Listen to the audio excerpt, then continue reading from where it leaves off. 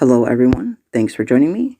When I was really young, I was in brownies, similar to Girl Scouts, and my troop put together this recipe and craft book, and that's where this recipe comes from. It's a broccoli casserole. So to get started, we are going to melt a 1 stick of margarine on like a medium heat, and then it calls for a half a cup of chopped onions and also a half a cup of chopped celery. I added more than that. I prefer a little bit more extra vegetables in there, so I added like 1 whole cup of celery and approximately 3/4 of a cup of chopped onions. So then we're just going to saute that in the 1 stick of margarine. And then we are going to add 2 packages of frozen broccoli florets. And in hindsight, I probably should have added those last. So when I write the recipe in the description, that's going to be, add those last. It'll make it a little bit easier.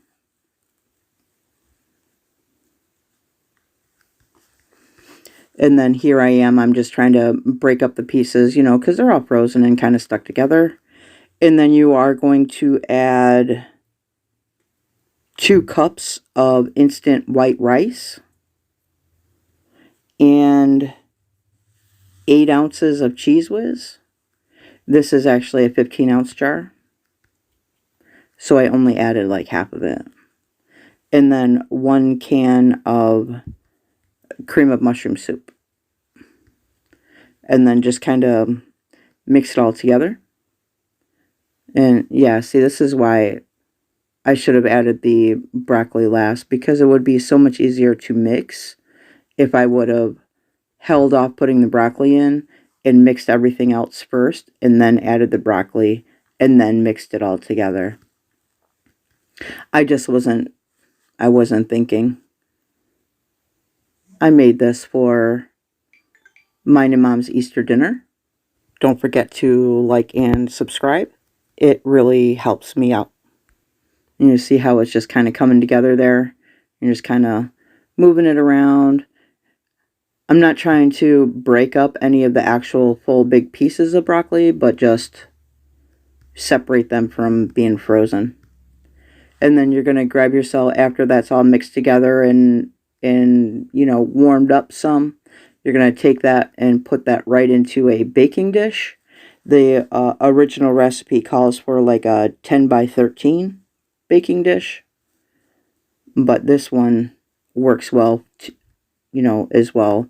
It has a lid, so we could just put the lid on it and put it in the fridge. And then you're just going to go ahead and take that and toss it in the oven. There's some of our other items that we had for our Easter dinner. Got some acorn squash there cooking, and some twice baked potatoes over on the other side over there. So you're gonna bake this at 350 degrees for 45 minutes. Now this original recipe also calls for 1 cup of crushed potato chips to be placed on top. But my mom never did that, so I didn't do it this time. And this is what it looks like. And I tasted it, and of course, I've been eating this on and off for, 40 plus years, so it's delicious.